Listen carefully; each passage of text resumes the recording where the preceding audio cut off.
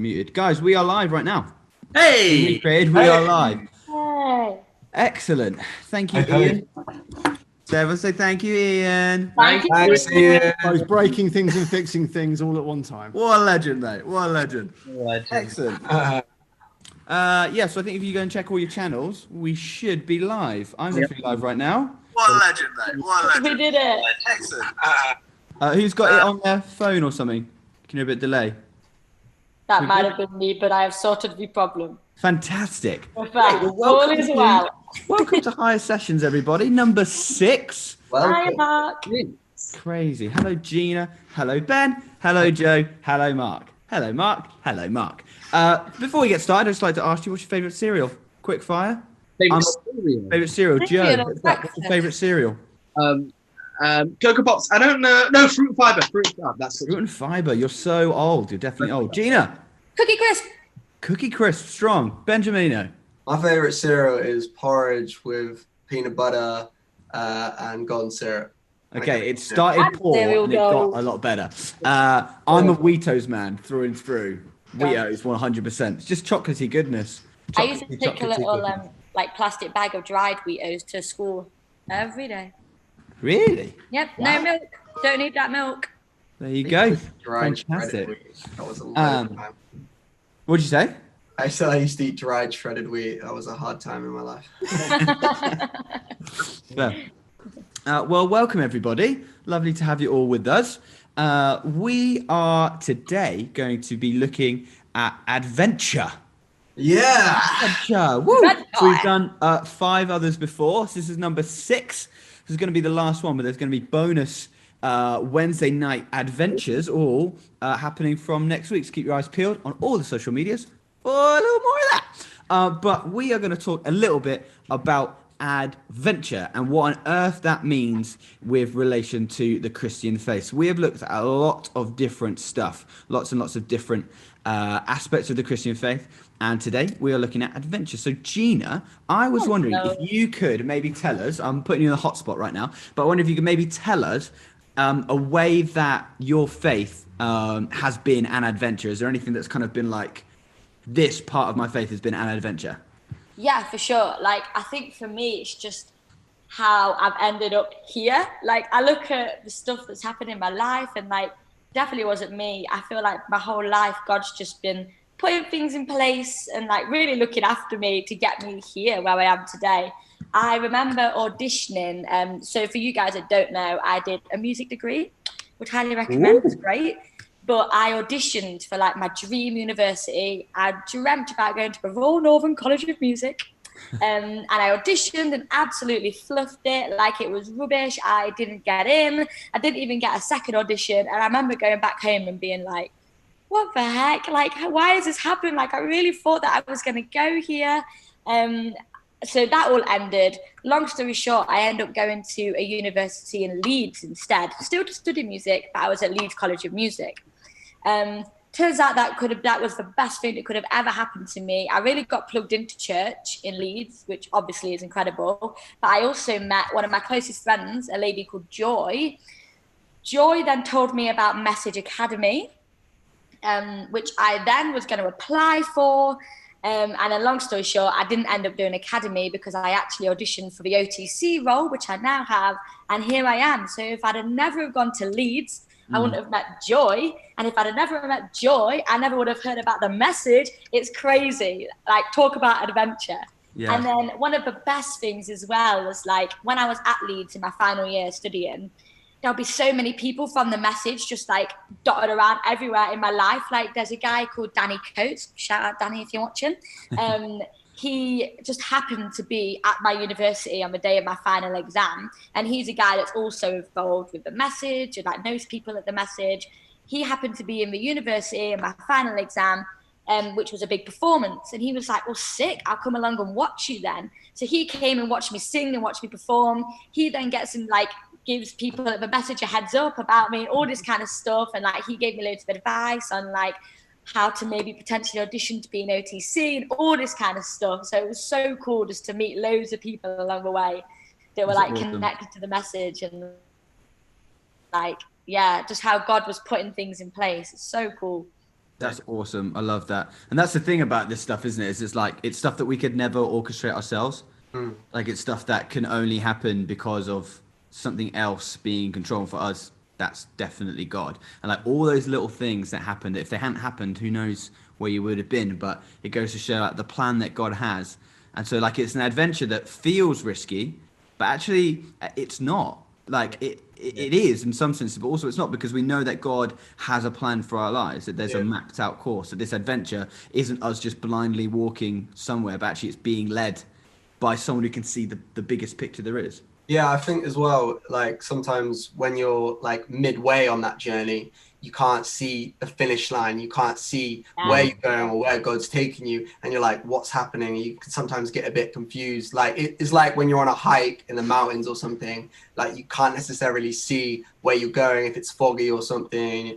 But like God's got it. There's always, and when you look back as well on your trail or what God's done in your life, I found for me as well, like, wow, actually he's done a lot. He was working in that time when I was confused, when I didn't know what I was doing. Yeah. So there's always stuff going on. He could be doing like 1,000 things when it only feels like he's doing 2. Yeah. Yeah. To, So you get that whole picture. sorry, Mark. To jump on what Ben was saying there as well, I remember the first time I'd ever heard about the message was, like I just said, when my friend Joy told me about it. But Joy only told me about this Message Academy year because I was really hating my first year of university at that time. I was like, I don't know why I'm here. Like, it's not what I thought it was going to be. I don't even know if I want to do this anymore. And then Joy was like, oh, well, maybe you could do the message. So it's so true what Ben was saying. Like, it's so... you can be in the middle of it and not see what God's doing and not see the finish or not see where this is ever going to like lead you or where you're going to end up. But God is so in control and he loves us so much. It's the safest thing you could do is just trust him. Yeah, exactly. And then there is that element of risk that comes with it as well, isn't there? Like it's not just plain sailing, but there is stuff that is going to push us outside of our comfort zone. But it's learning to trust that there's a good God behind that, isn't there? And it's not going to as far as to say this thing is easy, because it is an adventure, it is a journey, but at the same time, it's learning to trust during the hardships, when things are complicated, when things are difficult, when our life doesn't make sense. Actually, there's a guy I once met. So there's a whole big story, a bit of a tangent, but it's fine. So I was coming home from work, and I get the bus home, and I remember being really excited to chuck my headphones on and listen to music. And I really felt like God was saying, don't listen to your music, just listen to me. And I was like, oh, all right, fine. I was really gutted because this is going to be a sick album. I can't remember what it was, but I was like, I'm going to listen to music. Brightline. It was Brightline. It was Out now. It wasn't Brightline. And so, and I was, but I got on the bus. I was kind of like, okay, cool. Like, why am I listening to the world? Why am I listening to you right now, rather than my sweet jams? And I remember God really again poked me again and was kind of like, you need to get off the bus one stop early. And I was like, okay, that's walking, but fine. That's like effort. Again, my plan was headphones on, bus to almost my doorstep, get out, chill out, sorted. But God said, get off the bus one step early. And so I did. And I came to this bridge, and I really felt like God was saying I needed to talk to somebody about Jesus. I needed to tell someone that their mistakes from the past have been forgiven, and that it doesn't define them, but actually that they are loved, right? Something that we can all use here and every now and then, right? And walking under this bridge, and it was kind of sketchy because there was this guy coming towards me, and I was like I was a bit nervous because I was under a bridge and I was out of sight, and there was a guy walking to me. I was like, oh no, what's going to happen? And God said, that's the guy, go talk to him. And I was like, well, I did. So I went out to him, and God knew me, so there was a long walkway in between where I could convince I'm gonna do it. Hello. And so I was like, hey man, this is super weird, but I'm a Christian and I believe that God spoke to me and he said that you have been forgiven and that your past mistakes don't define you, but you are loved and you get a fresh start. And he was like, what did you just say? And I was like, so I said it kind of again, and I was really worried he was going to hit me or something. And he was like, mate, that's crazy. I was literally in my head just praying. I think I was like, I need something to change in my life. And I was like, okay, this starts to make more sense. And I was like, do you mind telling me a bit about your life? Like, why were you praying? What needs to change? Turns out this guy was homeless, and he was homeless because of a gambling addiction. and he'd been kicked out of his house where he had 2 daughters, and he hadn't seen them, and he'd been diagnosed with terminal stomach cancer, and he didn't have long to live, and he wanted to reconcile with his girls, but he didn't know how to because he was like, I'm just a mess. And I got to be a tiny part of the day, right, for him, this small moment of just being like, hey, you're loved. But actually because there was this adventure behind me, because there was this exciting, very real and conversational God talking to me and saying, don't listen to music, be aware of the world. Don't get off where you want to get off just one stop early. I never met this guy again, but I was able to pray with him under the bridge, and I don't know what happened, but this was a few years ago, so if what he told me was true, then the chances are he's not around anymore, and that's pretty scary. But I was able to, in that moment, impact him with nothing that I had. I brought nothing. What I brought was fear and annoyance, because I was annoyed I couldn't listen to my music and I was scared of the guy under the bridge. But because God was like, go do this stuff, I was backed up by this God that we can trust. We can put our trust in and say, hey, you know what, like, let's live an adventure. I never ever would have done that. I wouldn't have been able to speak to you guys about it. I wouldn't have been able to speak to him, more importantly, if I hadn't been living an adventure with Jesus. And this is the thing, is that it is an adventure, and it's not some cozy thing where it's like you're cuddled and all the things you've done wrong suddenly don't matter anymore. Like, it's not about that. It's about living our life brand new, completely fresh, saying, you know what, those things before don't define me, but I'm going to use those as a platform to be reinvented by Jesus, and I can go out in his power, not in my own anymore. Because that's the thing, when we screw up, when we do bad things, we're acting in our own strength, we're acting in our own weakness. And then Jesus reinvents us, gives us a new life, and says, go out, have an adventure, and do stuff with him. And this thing is exactly the same as what you're saying, Gina. It's terms of like, none of us would ever be here right now, live on Zoom and YouTube, and, in bands and doing music and now doing all this YouTube stuff, like this really awesome YouTube stuff, if it hadn't been for us saying, you know what, God, I'm in. I want to be a part of the adventure. I want to be part of the story that you've got for me. Like, it's kind of mad. And what I love about that story, Mark, is that I think so often people see God as this guy in the clouds somewhere who's kind of like you pray to, you have to like do little things to make him happy. But it's a relationship, and the fact that God spoke to you and like you were scared. It wasn't like it was really clear, like God was like, Mark, you must do this. Do you know what I mean? It was like a nudging, yet God came through and he didn't leave you on your own. Like you took a step of faith, and you weren't even sure if that guy was the guy, but like God used you. And it was that kind of thing of you being willing to be used by God, isn't it? It's that kind of like, you know what, God, I want you to use me. It's scary and it's a risk, but like I want to put my faith in you to use me in crazy ways. Exactly. And like we can all say crazy things we've done because of just this part of our lives, this element of the adventure, this element of our life of God calling us to crazy things. And it says in the Bible, it's a great part that often used by older people because they want to hold on to that, but it's like the best is yet to come. It's like, we don't just need to look backwards and reminisce about the good things, but actually we know with an adventure with God, there's no limit to what he can do. There's no limit to what he can do. Hear crazy stories of faithful people who get to live exciting lives because they, like you're saying, Joe, they put their trust, put their faith. And it is that risk. It is that risk of saying, you know what, I'm cozy right now. Like I've got my life sorted. Like I'm happy with my friendship group. I'm happy with the way I'm living my life. But there's a risk to stand out and be something different because this isn't normal. What we do isn't normal, but that's okay. Like, it's like, they might think I'm going crazy, but it's all right. Like I think your love has changed me, but it's all right.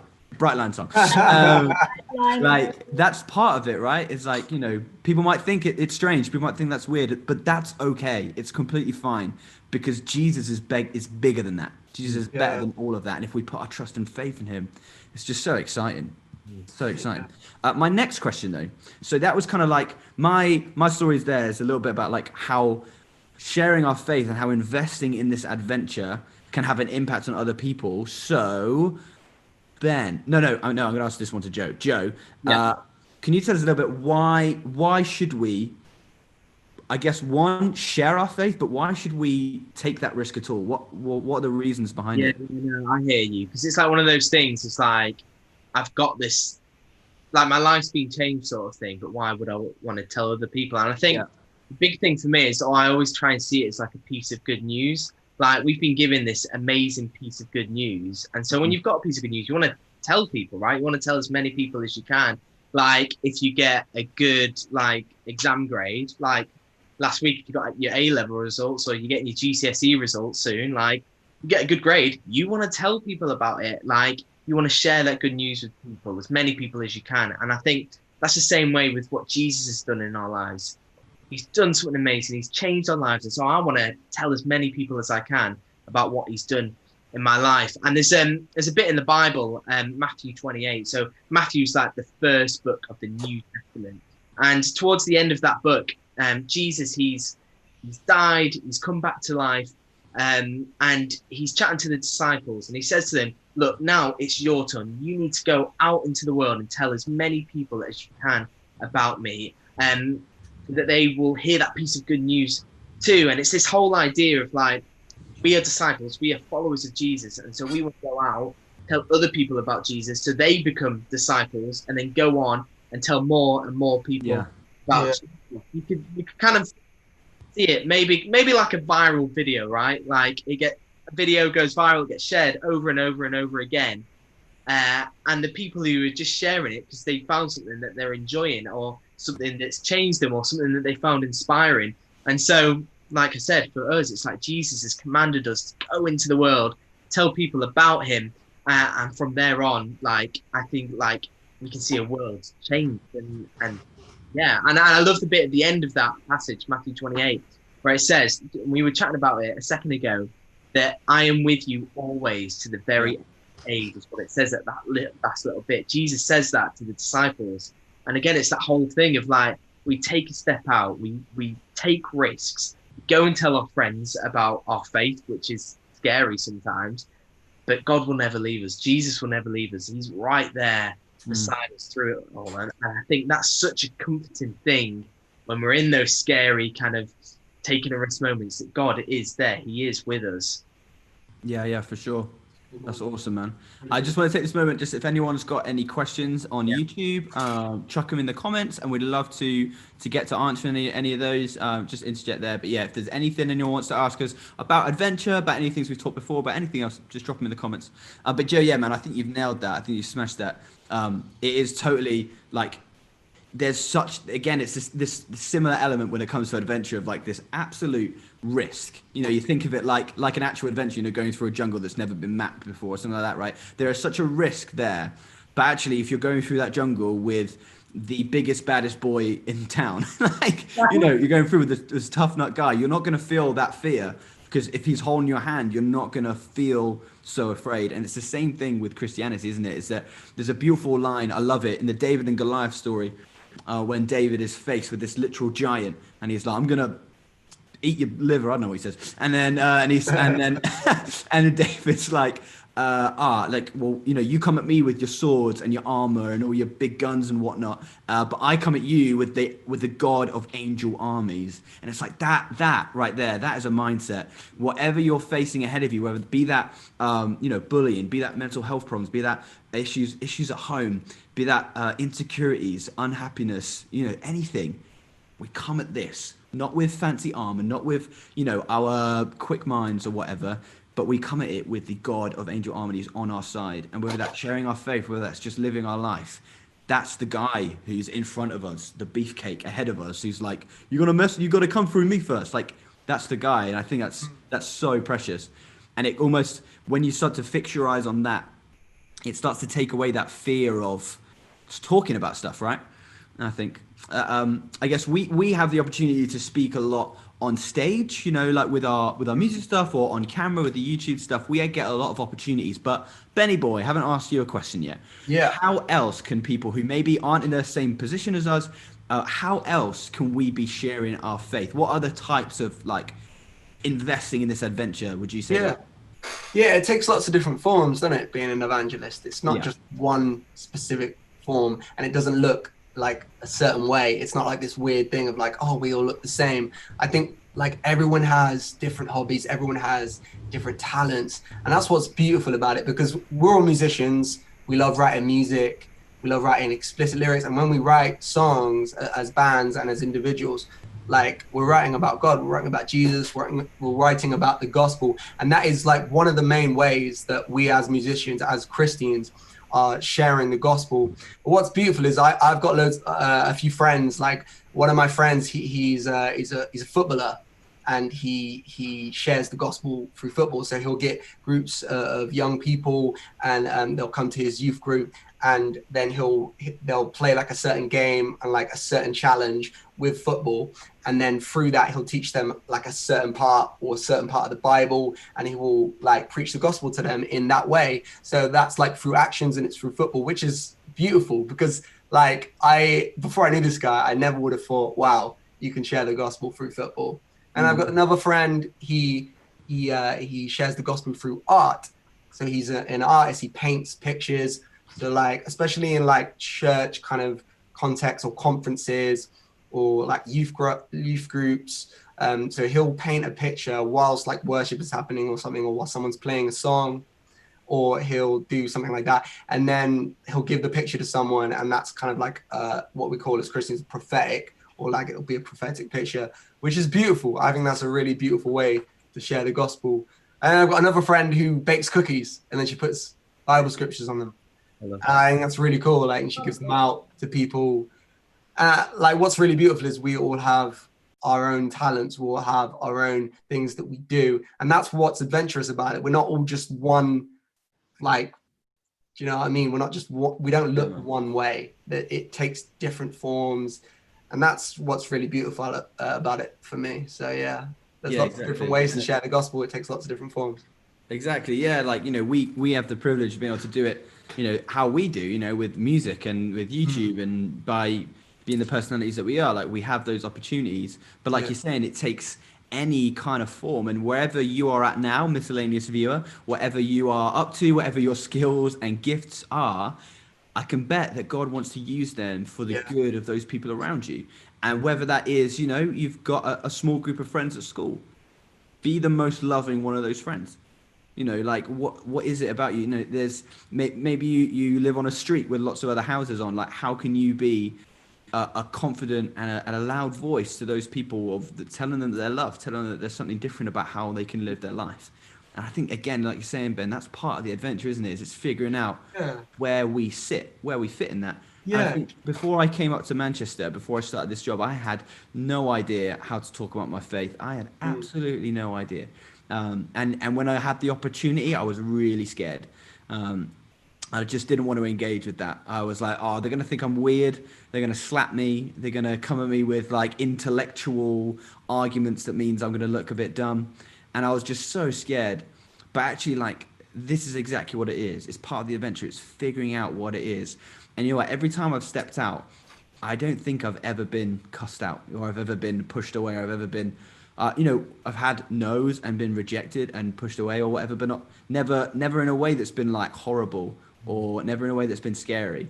And I think it's one of those things that we kind of just, you figure out along the way, and you kind of learn that actually it gets easier. It gets easier with practice. And it's just jumping in. It's jumping in with 2 feet and figuring out how do we do it. But analysing your own strengths, and that's a really key point there, Ben. It is. Analysing your own stuff. Just in case anyone's watching and they're like, well, I don't play football, I don't do art, I don't do music, I'm not creative. I just really want to encourage you, like, just be you. Be who you're made to be. Don't try and like do something that, you know, that, I don't know, don't try and do one of those things. Don't try and be someone you're not. Like, just do you. And that might be as simple as, you know what, going out on the street and telling someone that God loves them. Like, it could literally be that simple. That is sharing the gospel. That is sharing God's love.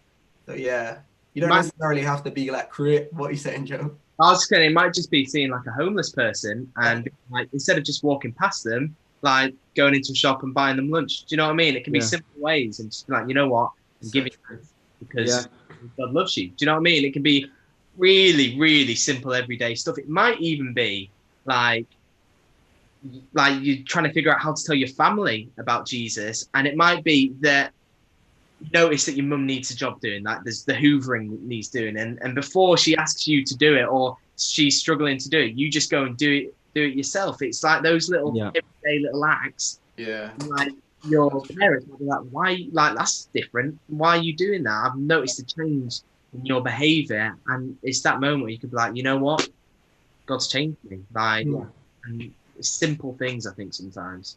Yeah, exactly. I put you all on the spot right now, and I'm going to ask you, what would be one bit of advice you would give to someone who is looking in on this and doesn't quite know yet how to get in on the adventure? So for me, my advice would be try it out. You've got nothing to lose, because you can look in on Christianity, you look in on living a life with faith, you can look in on living a life that's more adventurous, that's pushing yourself. You can look in on it forever, and you can be on the outside of it forever. But as soon as you jump in, your life is different. Your life will change for the better, because it's a life where you are holding the hand of God, the creator, the perfect, awesome, powerful, loving, kind, compassionate God. You are holding his hand all that much tighter, and you're depending on him for more, and that's more and more beautiful. So that's what that would be my bit of advice, would be, you've got nothing to lose. I'd agree with that. It's quite similar to yours, Mark, but I would just give prayer a go as well. Like, that might be a way that you can do Mark's point, that you can do, like, just jumping in and try it out. Because when I wasn't a Christian, like, I tried praying, and like the things I was praying for, suddenly there was answers to the prayers, and I was like, whoa, okay. And it really started to get me thinking. And so what I would encourage anyone watching this, like, oh, I'm not sure, the bit of advice I will give you is just try praying. And like, you don't have to get on your knees, you don't have to put your hands together. You can literally just like be walking down the street, or you could be on the toilet, or you could be eating your lunch, and you literally could just say, yeah, God, are you real? Can you show yourself to me? Like, that's what I would encourage you to do. That's cool. I would go, Gina. Oh, thanks, Joe. I think for me, get friends around you, get Christian friends around you that are like excited about the same stuff. Like, I love it when me and some of my closest friends will be like, oh my gosh, like, so for example, there's been so many opportunities when I've just been with my group of mates in McDonald's, and we've managed to like sort a situation out that might have been kicking off, or we've managed to have a useful conversation, but we've been there as a group. Like, you don't have to like go. And obviously, like Mark was saying, like, God is right beside us. Like, Jesus is with us every step of the way. But also, he's given us each other. Like, you don't have to go fighting it alone. Like, get friends around you, get people around you that are like excited about the same stuff, and like also want to share like the incredible message of love and hope. And yeah, that'd be my bit of advice. Amazing. Joe? Yeah, I think if you're just kind of looking at this God stuff and you're not sure if it's kind of for you or not, I think the thing I would say is that I think a lot of people their whole lives try and find purpose, right? We're trying to find meaning to this life in loads of different ways, whether that's through like careers, money, school, I don't know. But I think ultimately the only way you can find true purpose in this life is through Jesus, and by putting your faith and your trust in him. And like, we believe that God like created us, that he created everything that we see. And it's kind of like that thing. It's like God knows us, that he sees us, that he loves us. And by getting to know the creator, the one who created everything, and it's at that point that we get to understand why we were created in the first place. And I just really encourage you that, there is a God who's got a purpose in your life, bigger than what you see right in front of you. He's got an amazing adventure that is scary, that is not always easy, but best thing that you can do with your life. Amazing. Thanks everyone. Is anyone? I don't think so. Has anyone got any questions in the chat or anything like that? We just need to quickly go through. I don't think so, but no, I didn't think so. Cool. Well, in that case, I believe it's signing off time. If you've been one of the OGs and been here since session 1, then you are officially our favorite person in the world. Yeah. But if not, thank you for joining us anyway. And we'll be back next week with a whole other bunch of people discussing some more practical ways to share your faith. So make sure you come back for that. I know I will be. So yeah, thanks so much everyone for joining us. Bye from Amongst Wolves. Bye from Brightline. Goodbye from OTC. Bye. Later. From Soulboss. Yes.